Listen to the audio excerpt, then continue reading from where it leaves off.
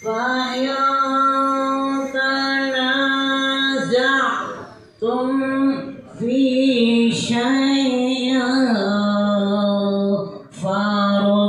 فردوه إلى الله والرسول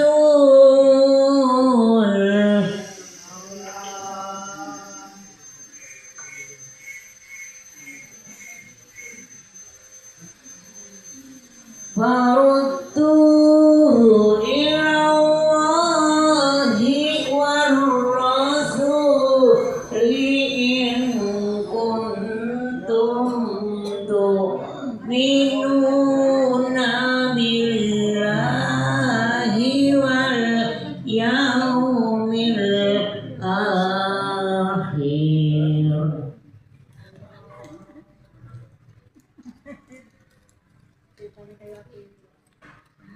Izin kalau ketua. Dzalika khairun wa ahsanu ta'wila.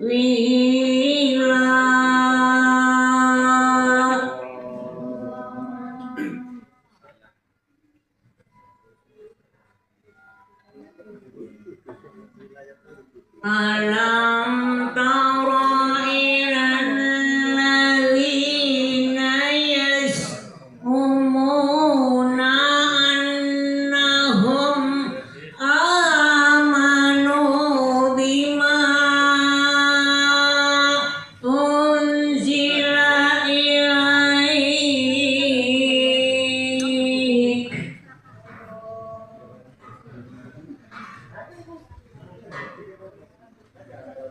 bima unzila ilaika wa ma unzila min qablik. Izin kalau Pak Ketua yuk gambar. Mana eman sih? Kalau pas ini. Yuriduna Beli kan udah ngapain? yatahakamu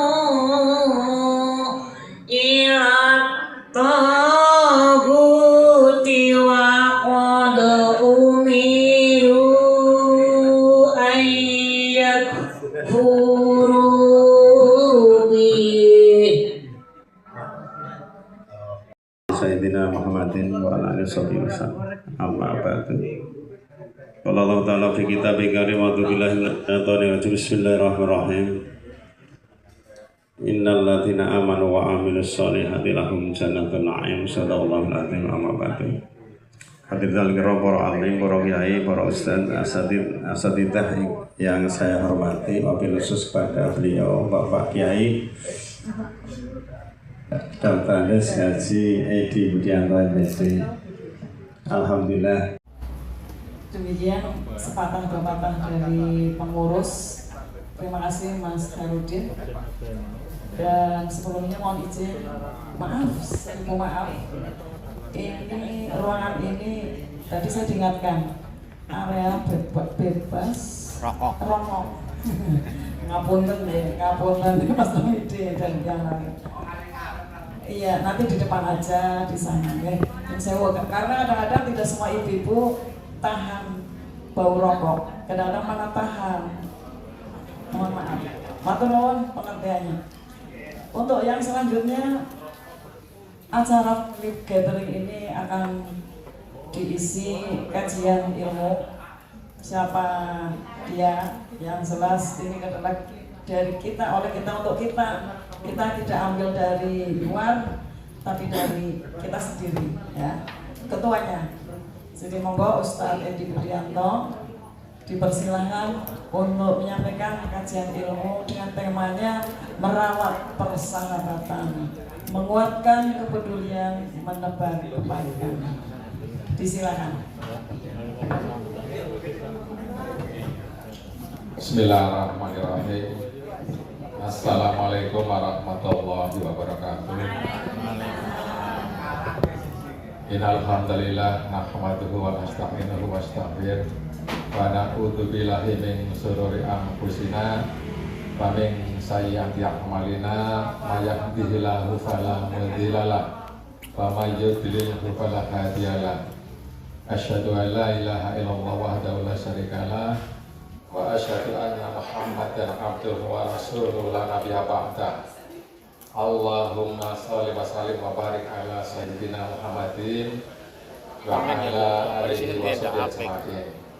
Allah Ta'ala fil kitabil karim a'udzu billahi minasyaitonir rajim ya ayyuhalladzina amanu taqullaha haqqa tuqatih wa la tamutunna illa wa antum muslimun ya ayyuhan nasu budu rabbakum alladzi khalaqakum waladina min qablikum la'allakum tattaqun wa qala ta'ala wa'tasimu bihablillahi jami'an wa la tafarraqu wadhkuru ni'matallahi 'alaikum id kuntum a'da'an fa'alafa baina qulubikum fa asbahtum bi ni'matihi ikhwana Fa'asbahtum binikmatihi ikhwana wa kuntum ala safafufatin minan nari fa'anqadakum minha hadzalika yubayyinullahu lakum ayatihi la'alakum tattaqun.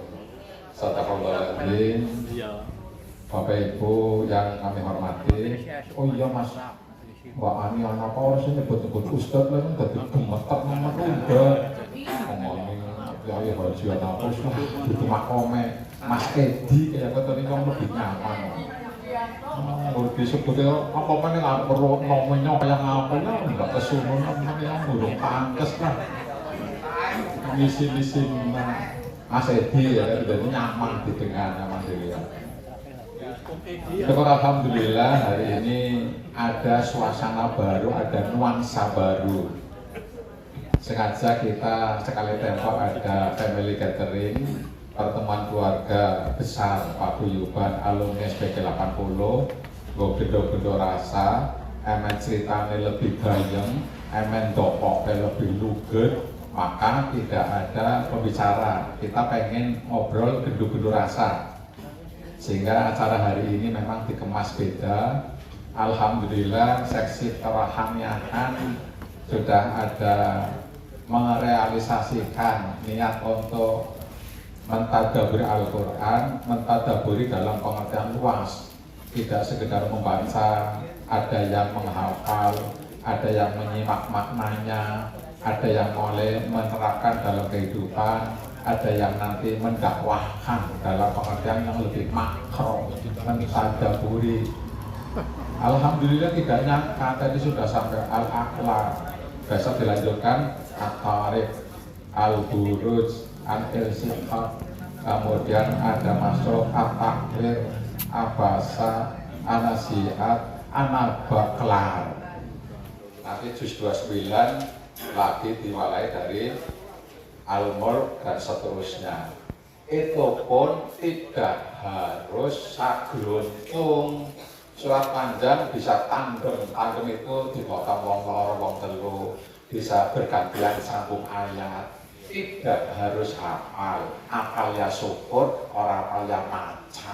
Yang penting ada aktivitas spiritual. Karena apa? Kita mesti ingat bacaan Al-Quran itu besok akan berubah menjadi makhluk yang sangat tampan.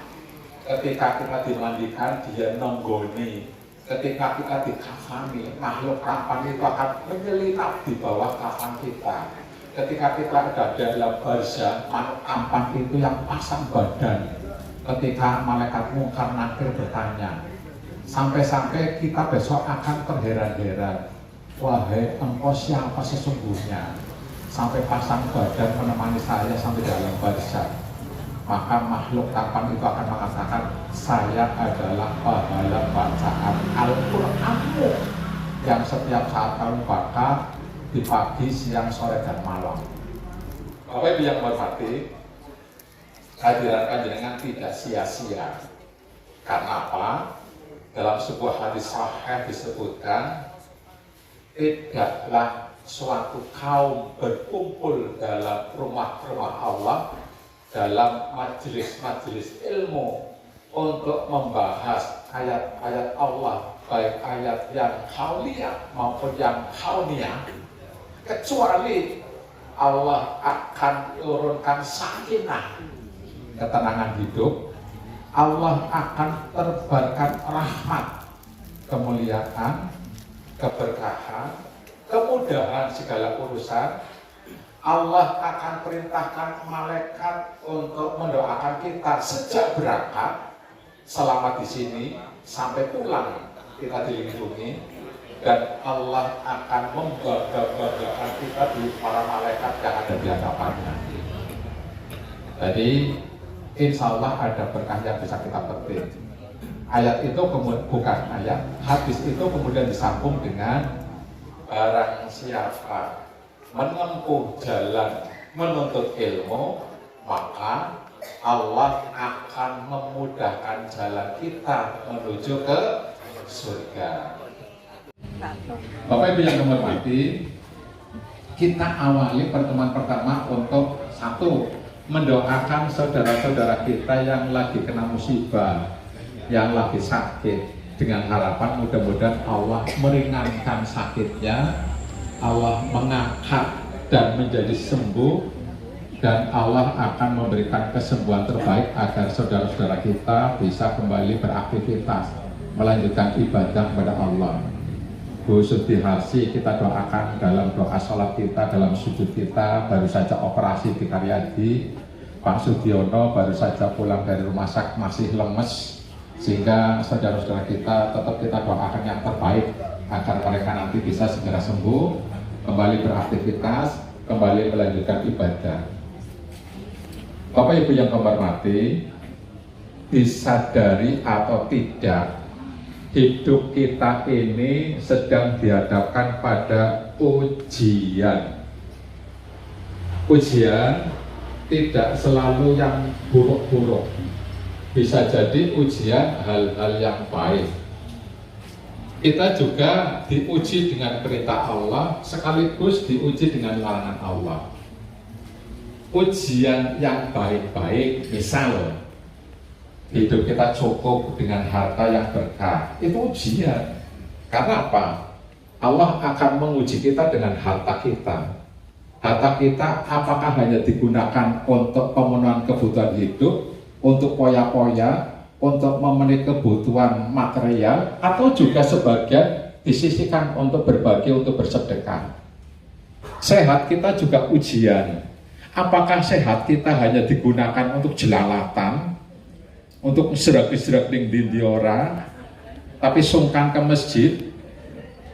Orang kan kadang-kadang kita bisa menempuh perjalanan panjang, sing biasa goes nanti puluhan kilo, sing biasa hiking nanti naik gunung. Tapi jangan lupa, bisa jadi ke masjid yang jaraknya hanya 10-20 meter menjadi tiba-tiba berat. Artinya apa? Sehat yang Allah berikan kepada kita ujian. Apakah sehat dimanfaatkan untuk ibadah, baik ibadah mahdoh apa ghairu mahdoh, atau hanya digunakan untuk kesenangan duniawi? Ilmu, panjenengan kalau ngaji dapat ilmu, aja dumpetna. Ilmu yang kita peroleh juga ujian. Apakah ilmu dumpetna nggo dewek tok, atau nanti kita amalkan kepada suami, kepada istri, kepada anak-anak, kepada majelis taklim yang ada di lingkungan RT, dong lagi pertemuan PKK, disampaikan agar panjenengan tidak sekedar menjadi pohon yang rindang, tapi juga sekaligus pohon yang berbuah lebat. Ilmu yang diumpetna nggo dewek tok ibarat pohon rindang tetapi tidak berbuah. Kita pengen ya rindang pohonnya, ya lebat buahnya. Jangan sungkan-sungkan untuk berbagi ilmu. Ora sak kuwatir. Yang bisa masak menunya enak nemen. Angger dibagekna kancane kok yang saingan no dagangane malah kok bisa orang laris. Jangan begitu, karena Allah akan sudah memberikan cepakan porsi rezekinya masing-masing. Yang kedua, ujian berupa musibah, sakit ujian, kecelakaan ujian, meninggal ujian, tinggal bagaimana kita menyikapinya.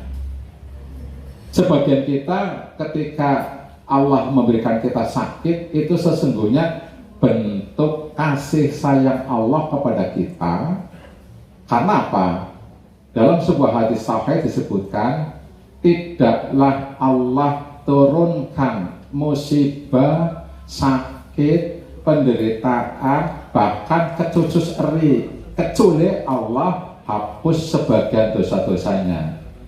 Jadi musibah sakit yang kita alami sesungguhnya cara Allah untuk menghapus dosa-dosa kita, asal kita sabar tetap melaksanakan ibadah kepada Allah.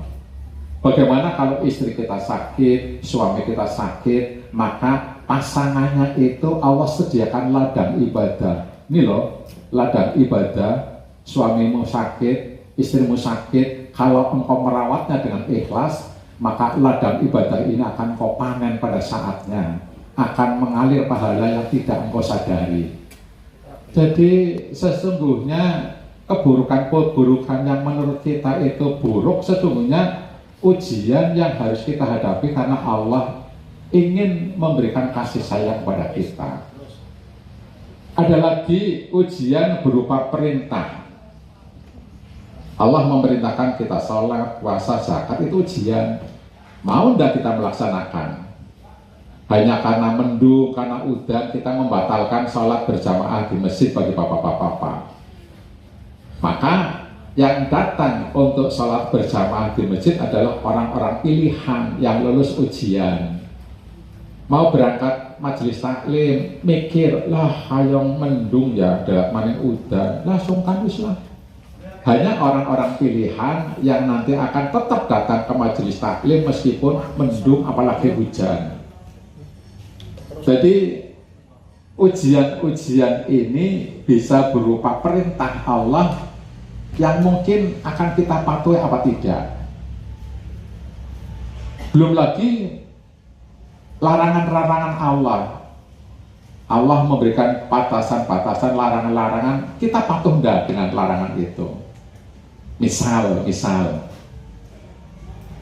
ketika bapak-bapak lagi jalan-jalan di mall, mbak keledok ana wong ayu nemen, refleks mengucapkan subhanallah, maha suci Allah dengan ciptaannya yang sempurna. Tapi sekaligus bapak-bapak diuji, apa ngelirik maning apa orang? Kalau ngelirik maning, yang kedua hukumnya sudah haram. Kalau yang pertama anggap saja sebagai rezeki, subhanallah, wong ayu nekor, maha suci Allah dengan segala ciptaannya. Tapi begitu lirik yang kedua kali, hukumnya menjadi haram. Larangan itu dipatuhi apa tidak? Ini ujian. Oleh karena itu kita kadang-kadang sulit. Urusan melihat yang bukan mahramnya, dideleng dosa. Orang dideleng emang bagaimana menyiasatinya? Ya kita menyebut subhanallah tapi sepisan baik aja ngelirik anggar kelingok wis batal kedua dipandang karo subhanallah ya pada bekor petahir bisa apa Bapak Ibu yang menghormati, baik kita diuji dengan hal-hal yang baik, kita diuji dengan hal-hal yang buruk, kita harus tetap berucap alhamdulillah. Hanya saja perlu kita ingatkan, alhamdulillah ini ada dua pengertian. Alhamdulillah yang pertama itu maknanya syukur, bersyukur, berterima kasih atas rezeki. Alhamdulillah yang kedua itu maknanya pujian. Yang pertama, kita dapat arisan, alhamdulillah, dapat rezeki, kita bersyukur. Anak kita diterima kerja, alhamdulillah diterima, anak kita kerja, bersyukur. Alhamdulillah kita datang sampai ke sini tadi selamat, tidak ada musibah, bannya bocor, apa cerewet, alhamdulillah. Alhamdulillah, kok delat maning jarene panana kenaikan gaji. Delat maning kapan? Ya bukan tahun ngarep, utawane tahun ngarep maning. Tembe informasinya wis alhamdulillah. Tetapi harus ingat, alhamdulillah yang kedua maknanya itu memuji Allah. Apa artinya? Baik dalam kondisi senang, kondisi susah, kita tetap mengucap alhamdulillah. Baik dalam kondisi lagi bunga oleh rezeki, alhamdulillah putune lahir selamat, alhamdulillah anaknya diterima, alhamdulillah bulan dia cukup gajine, alhamdulillah tembe oleh arisan kena nggo nyambung urip. Tapi ingat, ada alhamdulillah yang kedua yang bermakna pujian kepada Allah. Kalau ini alhamdulillah ini diucapkan dalam segala keadaan. Orang mung dong lagi bunga tok, bahkan ketika kita kena musibah kita berucap alhamdulillah. Alhamdulillah anaknya mati. Wah nih ngomong kayak gue. Alhamdulillah bojone nyang bar kecelakaan. Wah nih ngomong kayak gue. Karena kita belum terbiasa. Bapak Ibu, sekilas saja saya sampaikan. Ketika ada anak dari seorang hamba Allah yang meninggal, maka Allah bertanya kepada malaikat Israel, wahai malaikat, apakah engkau telah mencabut anak hambaku? Malaikat Israel menjawab, iya benar ya Allah. Allah melanjutkan pertanyaan, apakah engkau telah mencabut anak kesayangannya, anak satu-satunya, buah hatinya, anak satu-satunya, kesayangannya, buah hatinya? Apa jawab malaikat? Benar ya Allah. Kemudian Allah mengatakan pada malaikat Israel, lalu apa yang diucapkan oleh hambaku itu? Jawabannya mesti panjenengan terbelalak terkejut. Ya Allah, hambamu tetap bersyukur kepadamu dengan berucap alhamdulillah, kemudian diikuti dengan istighraj dengan kalimat innalillahi wa inna ilaihi rajiun. Apa kata Allah? Kalau begitu, siapkan rumah di sorga untuk hambaku yang selalu memujiku betapapun dalam keadaan kena musibah. Lalu namakan rumah itu Baitul Hamd, rumah pujian. Silakan dibuka di hadis riwayat At-Tirmidzi. Artinya apa? Kalau kita anaknya meninggal, ya meskipun neng atik gelak, alhamdulillah anaknya meninggal dosanya urung akeh. Coba harus gede melasin mengakeh dosa. Ada suami meninggal, alhamdulillah suamiku meninggal pas lagi sholat jemaah neng masjid dina Jumat pisan. Duitnya hilang neng tas, alhamdulillah. Sing ilang kan duit sing neng tas tok, coba nggak dompetnya dicopet toh. Orang pun duitnya tok sing ilang, SIM ilang, STNK, KTP, ATM, ngurusnya mumet. Dulu ini aku kadang alhamdulillah ya.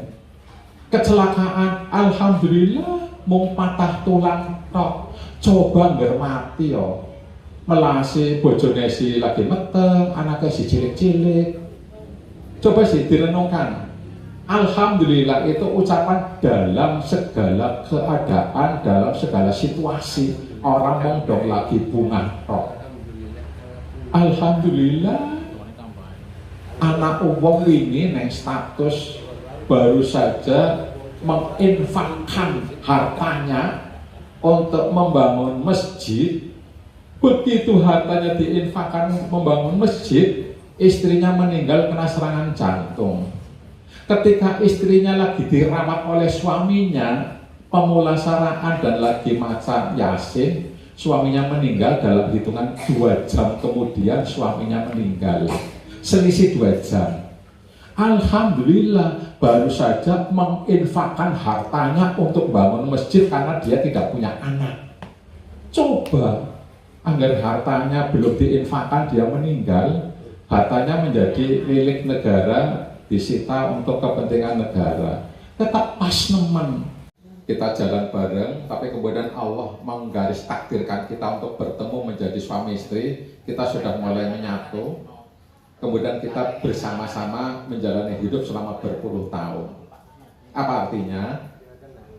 Pernikahan kita itu bukan menyatukan 2 karakter yang berbeda, tetapi menyelaraskan 2 karakter supaya hidupnya selaras serasi. Tidak mungkin akan sama persis, karena 2 karakter itu sudah terbentuk selama puluhan tahun. Masing-masing punya tabiatnya sendiri-sendiri, bukan untuk disamakan, karena sunatullah kita hidup dalam keberagaman karakter.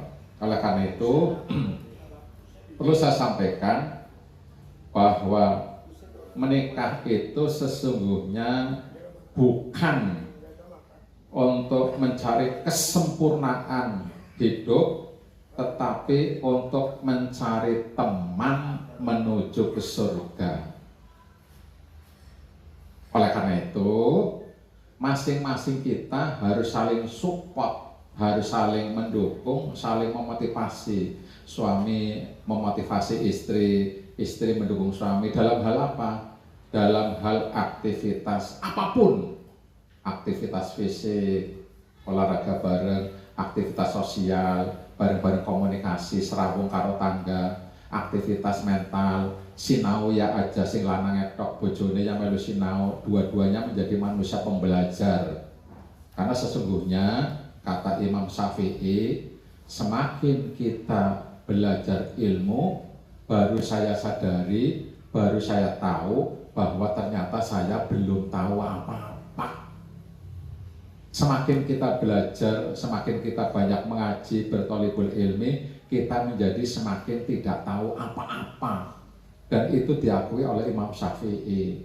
Semakin saya belajar, semakin memperdalam ilmu, baru saya sadari ternyata saya belum tahu apa-apa. Saking banyaknya ilmu Allah yang tersebar berserakan di muka bumi, saking banyaknya.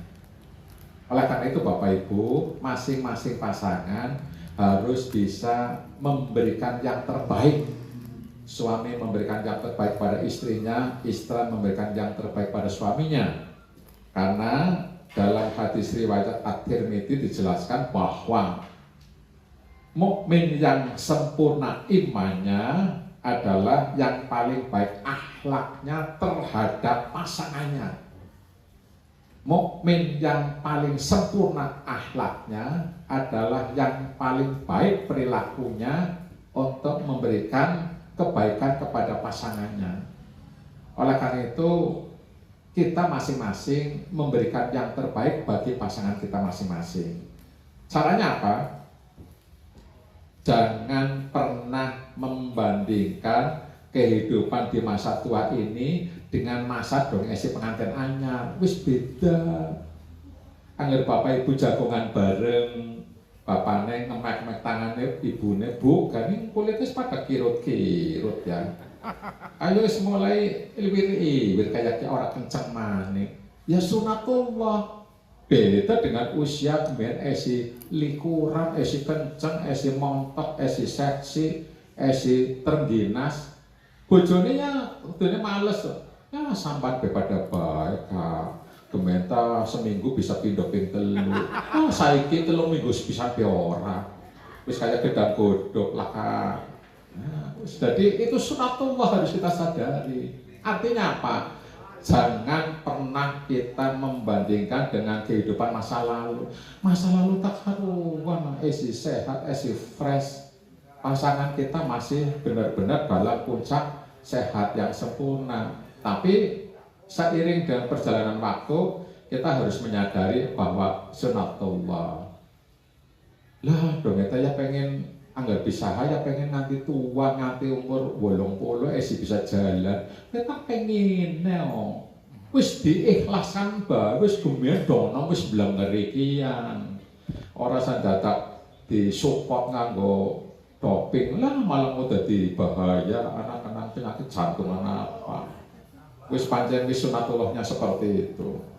Yang kedua, terima karakter masing-masing, tidak ada manusia sempurna. Kalau suaminya turunnya ngorok, ya wis diikhlaskan baik. Ora sondodok, semen pribes turun ngorok baik. Lah wis ikanane kaya pesetelane. Yang diingat bukan ngoroknya, tapi kebaikannya. Oh iya ya, sing lanangnya turunnya ngorok tapi rajin nemen, sering bantu-bantu melu beres-beres omah, contohnya nyong ke kadang-kadang turunnya mata ngorok tapi nyong sergep melu ngumbai, melu nyetrika, melu nyapu, melu masak, ngerene ora sergep ke nyong. Ngimpi. Iya, Bu. Demikian juga istrinya, kalau misalnya ibunya nggak turu ke ya anak ngiler, anak kadang-kadang anak dowo, anak ngentutan apa, sing dipikir aja kejelekannya, tapi kebaikannya yang diingat terus. Tapi sergep nemen, layani nyong wis pirang-pirang puluh tahun, orang tamu Rasulullah.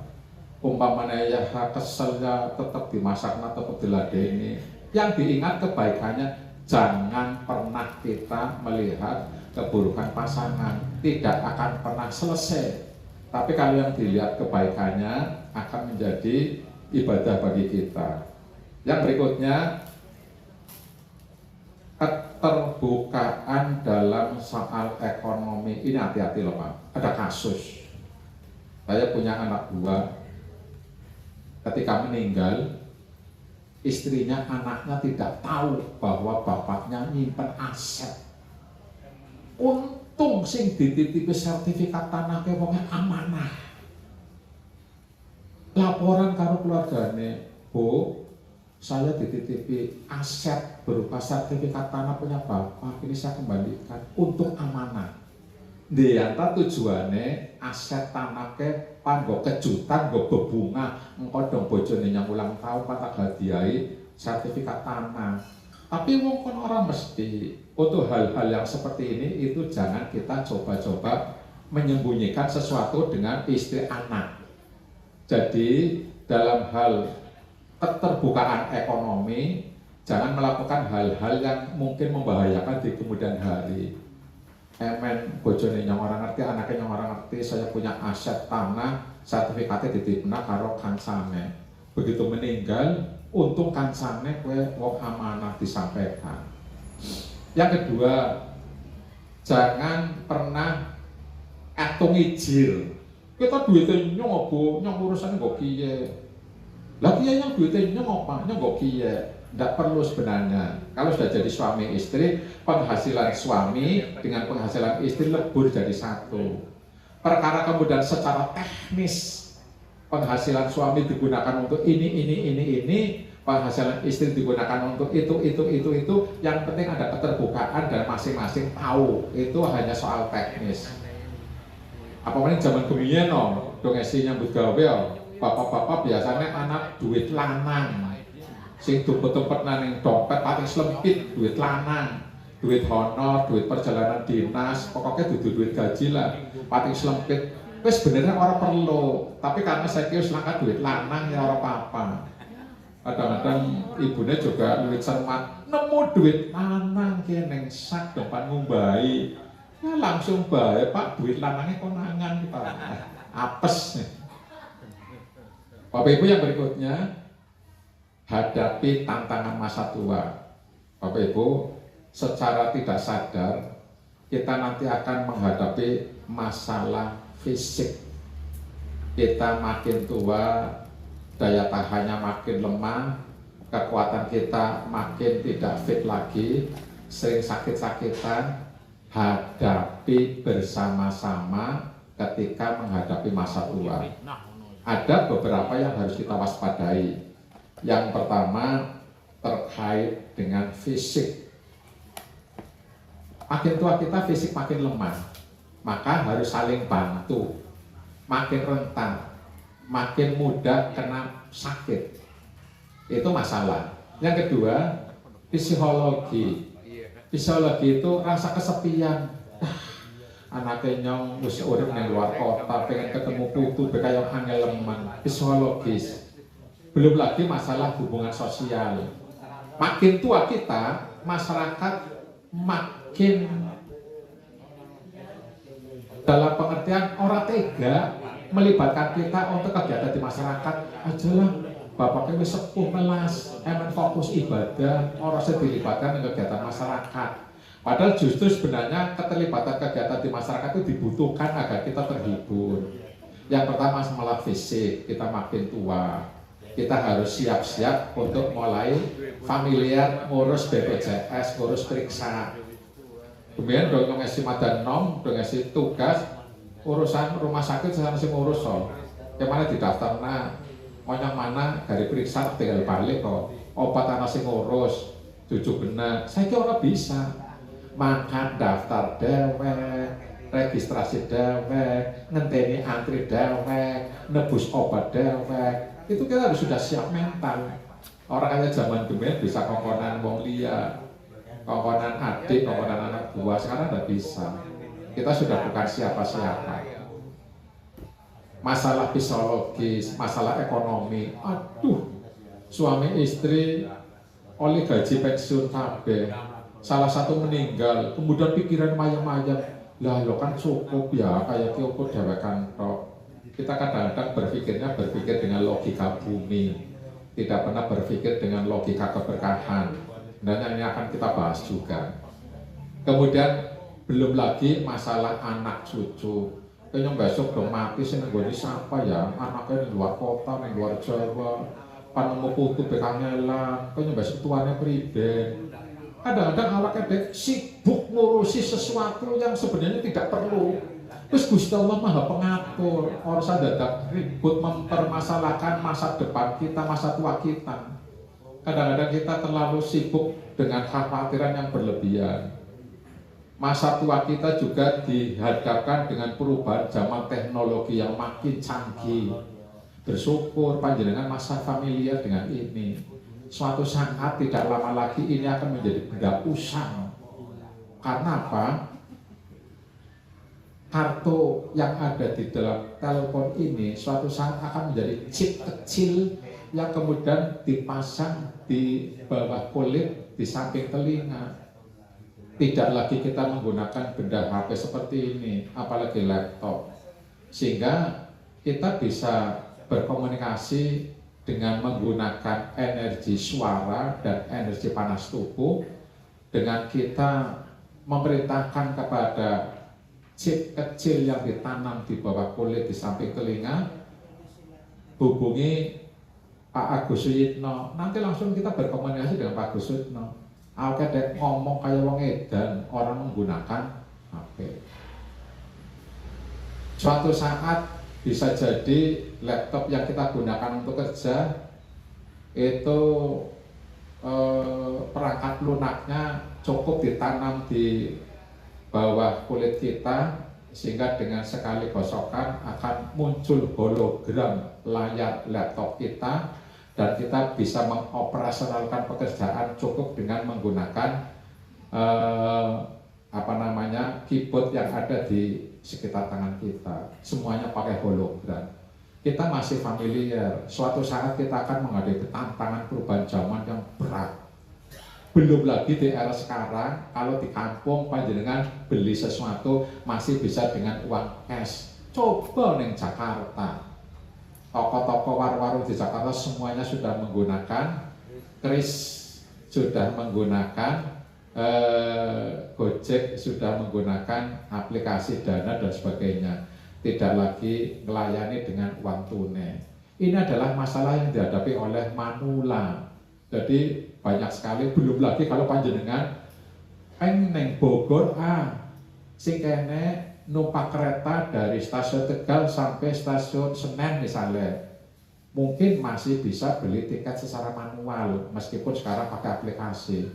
Masuknya sudah tidak lagi dengan menyodorkan kepada petugas, Sekarang ada sensor retina mata, kita registrasi begitu masuk dengan melihat sensor retina mata, nanti pintunya buka sendiri masuk. Belum lagi kalau di Senen mau ke Bogor harus menggunakan kartu kereta listrik yang pemanfaatannya, penggunaannya kita juga tidak familiar. Bukannya wong-wong manula, lu ngadewekan, khawatir, hilang orang balik.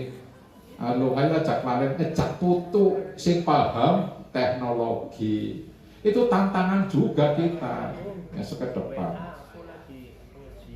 Bapak Ibu yang hormati, jangan lupa kita punya anak, kita punya cucu, maka jangan pernah kita menasehati anak cucu kita sementara orang tua belum pernah melakukan. Itu buyut Pak. Jadi kalau kita ingin menasihati anak kita, menasihati cucu kita, jangan lupa kita harus lebih dulu melakukan. Cuk, jangan lupa sholat berjamaah di masjid ya, pahalanya lebih besar daripada sholat sendiri di rumah. Padahal nenek kakeknya ukur ngomong tok, nuturi tok tapi orang lakoni. Lah, mbak pribadi ngongkon-ngongkon kon sholat jemaah, mbak yang rumah baik kayak gue. Neneknya ngatakan, Cuk, sing sregep yang ngajine, gue sanggup besok perjalanan di akhirat. Mbak arang-arang ngaji. Lah, digebuyut tok neng putune. Oleh karena itu, jangan pernah kita menasihati orang lain, anak kita, cucu kita, kalau kita tidak mendahului. Terutama bapak-bapak. Orang pan sholat ke godaannya luar biasa, berat. Setan itu kadang-kadang ngalang-alangi wong pan beribadah ke luar biasa. Pernah saya sampaikan, perlunya kita menimba ilmu, makan, minumnya, tidurnya orang berilmu akan membuahkan pahala daripada sholatnya orang yang tidak berilmu hanya capek. Yang sederhana saja, tidurnya orang yang berilmu diawali dengan wudhu, dibersihkan dulu kamar tidurnya, kita mapan membaca surat-surat pendek setidaknya trikul, kulhu, falak, anas, pintelunan, dilanjut dengan ayat kursi, dulu bisa turu, dilanjut dengan al-mok, sambil menunggu tidur. Apa yang terjadi? Tidurnya orang berilmu ketika diawali dengan berwudu, membersihkan dulu kasur, diawali dengan doa dan ayat-ayat pendek serta zikir, maka malaikat akan menjaga kita dari kita terlelap sampai bangun, dan malaikat akan mendoakan, ya Allah, ampuni dosa si fulan, rahmati dosa si fulan, permudah segala urusannya, karena si fulan adalah tidur dengan berwudu dan mengagungkan namamu. Beda kalau tidurnya orang tidak berilmu, begitu anggap langsung blek. Beda, akhirnya direp-repok ya.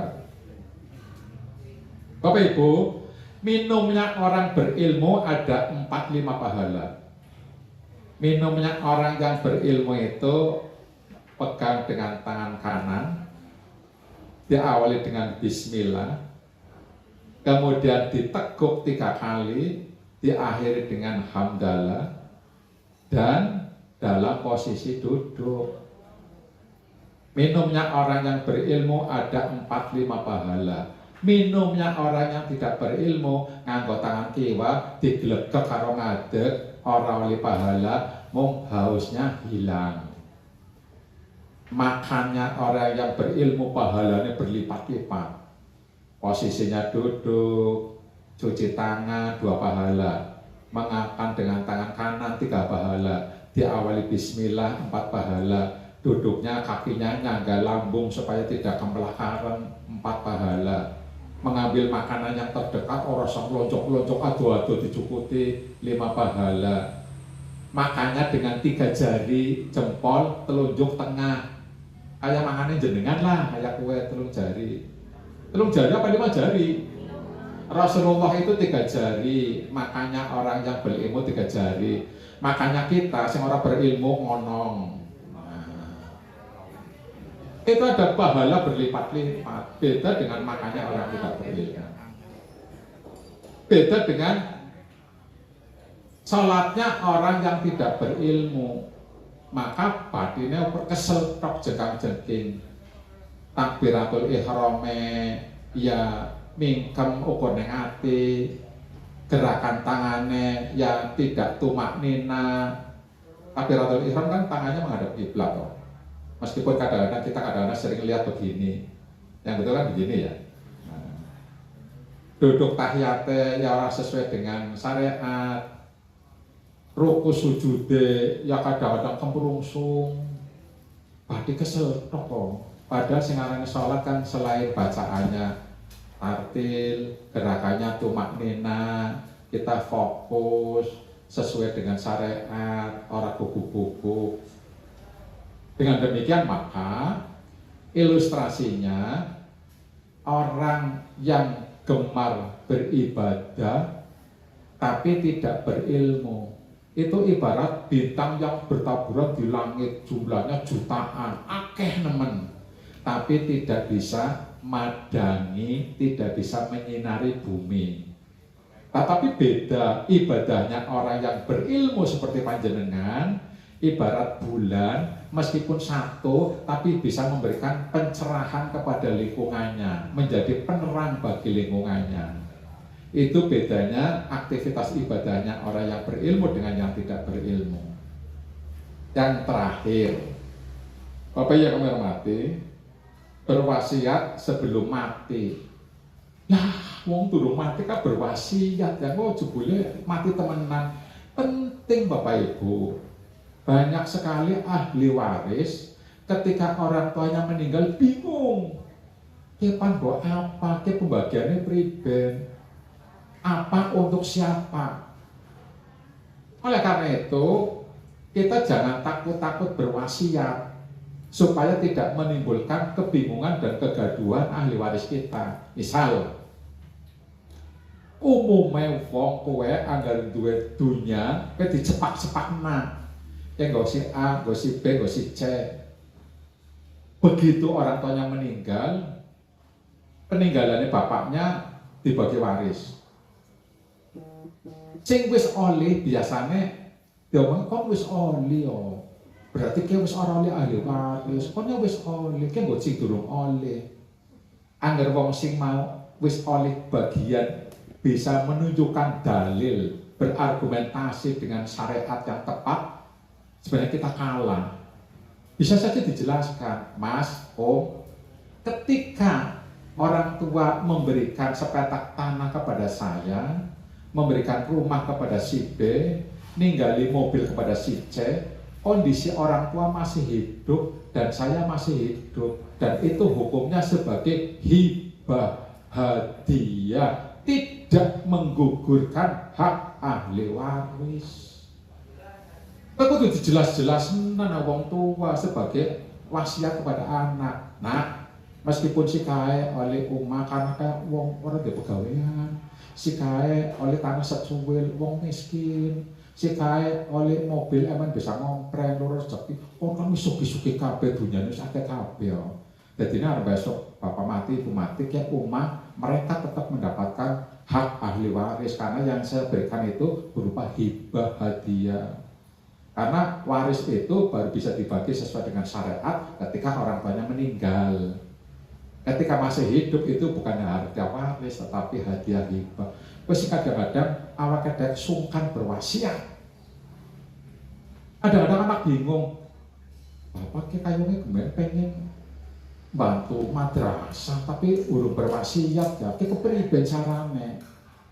Mugane anggar wong tua sing kira-kira bijak, nak, tolonglah besok umpamanya bapak ibu mati, kiau masak luntung, silakan dibagi sesuai dengan syar'inya, sesuai dengan syariat.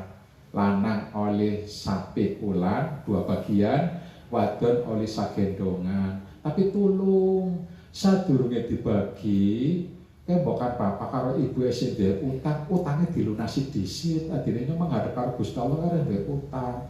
Tulung kayak madrasah yang pengen nyumbang tapi yo lakon di sebagian kecil untuk madrasah. Tulung sepertiga dari harta saya nanti untuk madrasah, untuk masjid, untuk bocah yatim.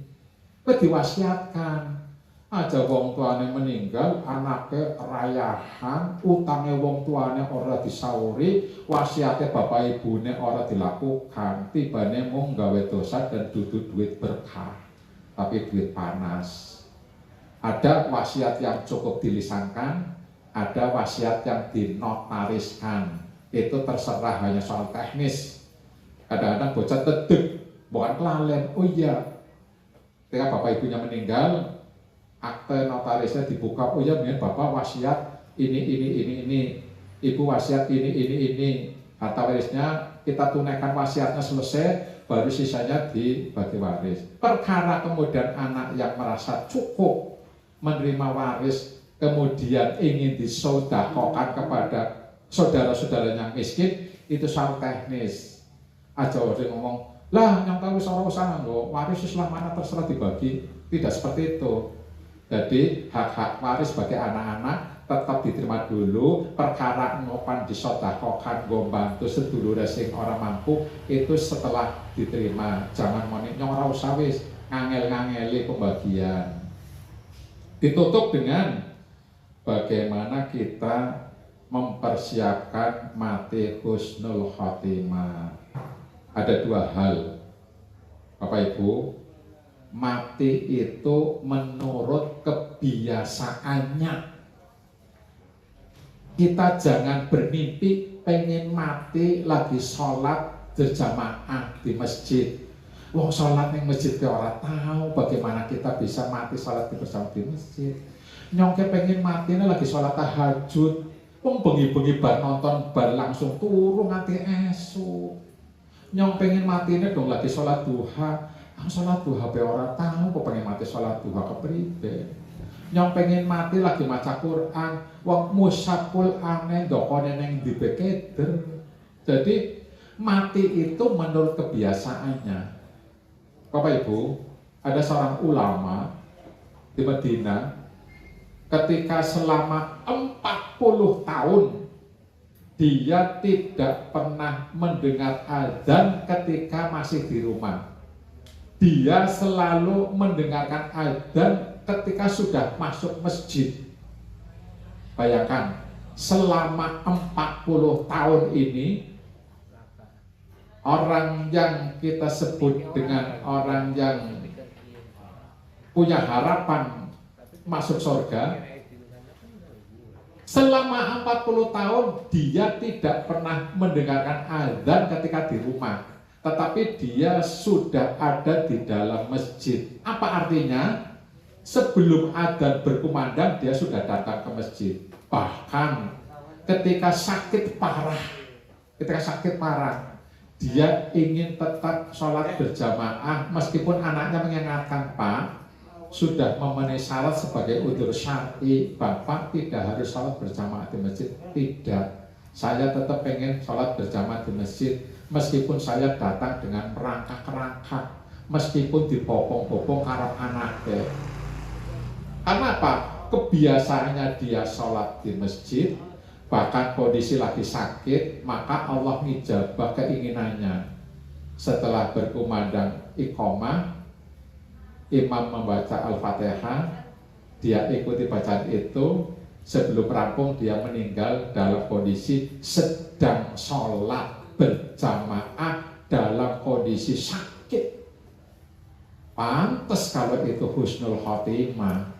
Wong dia selalu ada di masjid 40 tahun, ketika adzan berkumandang sudah di masjid. Pertanyaannya, bagaimana dengan kita? Adzan lah, tapi adzan nikian tanggung ya, bal-balan lagi rame kan. Iqamat awak kadang langsung lebu kaya wudu wis iqamat kok barepan metu lah lagi penalti kok tole dari penalti anjo kene masjid jadi makmum masbuk ukur keduman siji tok dari 4 rakaat. Lah, awake dhewe bermimpi pengen mati husnul khotimah di masjid, wong datang ke masjid DB kadang-kadang ngepas tok. Berani enggak kita berlatih? Kita datang di masjid sebelum adzan seminggu bawis lah. Kuat. Seminggu bawis. Saya durungnya subuh wis tekan ning masjid sebelum adzan, duhur, asar, maghrib, isya. Wis seminggu bawis lah. Berarti 5 ping 7 35. Kuat apa orang? Insya Allah kuatnya berarti ada harapan besok bisa mati di dalam masjid. Nah, mati itu menurut kebiasaannya. Yang kedua, sesungguhnya, ini dalam hadis riwayat Muslim, sesungguhnya amalan itu ada di ujungnya. Sesungguhnya amalan itu ada di akhirnya. Apakah Dengsi pengen meninggalnya dalam kondisi lagi berbuat kebaikan? Orang yang biasa ngaji, kayana ibu-ibu lagi yasinan, meninggal lagi maca yasin. Alhamdulillah husnul khotimah. Kita sering melihat di YouTube orang sujud terakhir bulan subuh, masalah subuh, liane pada salam, si sujud, baik-baik gitu senggol, meninggal. Alhamdulillah. Anak wong maning lagi melu pengajian, lagi pengajian di family gathering SPG 80, tiba-tiba meninggal. Alhamdulillah, lagi golek ilmu, panjenengan lagi berjihad mencari ilmu, gelem mati dinaki ya. Yang nggak mesti ditakdirkan lo kan bisa nolak. Alhamdulillah matinya lagi ikut kajian majelis ilmu. Persoalannya singgawe eman-eman ketika orang ahli ibadah dilalah kok dadak nyoba-nyoba melakukan perbuatan maksiat. Sholatnya kendeng, ngajinya sregep, mengikuti kajian majelis taklim yang dindi, tahajud Tuhane. Begitu matinya kebar tukaran karo tanggane ya, kayak eman-eman temen. Padahal amalan itu tergantung di penghujungnya, di akhirnya. Pengen mati husnul khotimah, jebule matinya bertukaran. Sembayangnya sregep, ngajinya sregep, pengajian, macapannya sregep. Matine ketabrak motor bar tuku nomor. Kayak eman-eman temen ya. Seolah-olah amal ibadah sing wis dikumpulan berpuluh tahun jadi sia-sia. Eman-eman temen. Jadi janganlah kita mencoba-coba sesuatu yang perbuatan maksiat sing lah ora apa-apa lah nyoba kian. Wong ahli ibadah begitu lagi jalan-jalan bengi-bengi grimis udan ngiyut neng pos kampling. Neng pos kampling jebule anak teko warnane coklat tapi mambune beda. Ya gua anget-anget lah gua pengalaman hidup paling sasloki kau ora apa-apa kan. Diseruput anget dilalah bar kuwe malaikat Israfil tekan. Ayo emang teman ibadah ya. Kok dadak nyoba-nyoba malaikate orang ngabari setane nggoda wis ora apa-apa lah sasloki kian go pengalaman hidup kon amale akeh kamu bar kowe tobat to lamun sing nyandak tobat barang orang. Jadi jangan pernah kita mencoba-coba melakukan perbuatan dosa maksiat bukan pas pada saat itu ajal datang eman-eman amal ibadah sing wis dikumpulna dengan mandi keringat berpuluh tahun. Angger bisa kata mati kita sesuai dengan kebiasaannya. Jangan kemudian kita hitung pahalanya di penghujung pas lagi orang berbuat apik. Bapak Ibu, barangkali itu yang dapat saya sampaikan. Nanti setelah kita ada acara ramah tamah, makan siang, kita boleh ngobrol, dilanjutkan lagi, nanti muntuk sakuate, sapole, sambil nunggu adzan. Kalau adzan, nanti kita sholat berjamaah bareng-bareng. akeh masjid ikian yang sekitar kene, itu masjid, Arab masjid. Aja lah, kok sholat duhur yang omah wis lah. Lamun si umuran jok ning omah. Naudzubillah mau kan dalan anak kecelakaan, awak kadek matine ninggalna sholat duhur. Jangan terlalu pede dengan kehidupan nanti. Wong kayak orang mesti, karena kita hanya punya saat ini. Ora sang getune sing wis lewat. Sing wis lewat ora usah digetune, ora usah diratapi. Wis lewat, itu masa lalu, sudah basi untuk diratapi. Jangan terlalu pede dengan kita masih hidup sampai minggu depan, urung karuan. Esok urung karuan, engkau sore urung karuan. Siapa tahu di antara kita ada yang takdirnya setelah duhur, padahal dulu sempat sholat duhur. Makanya dibiasakan lakukan sholat di awal waktu, bukan ana sesuatu awak kadek wis melakukan kewajiban, orang mati ninggalna utang durung sholat. Matur nuwun, pangapunten ingkang kathah, wabillahi taufiq wal hidayah. Assalamualaikum warahmatullahi wabarakatuh.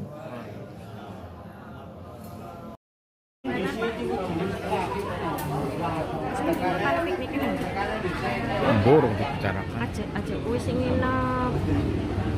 Pak Ali menene orang melu lah lawan nginep. Bayanti.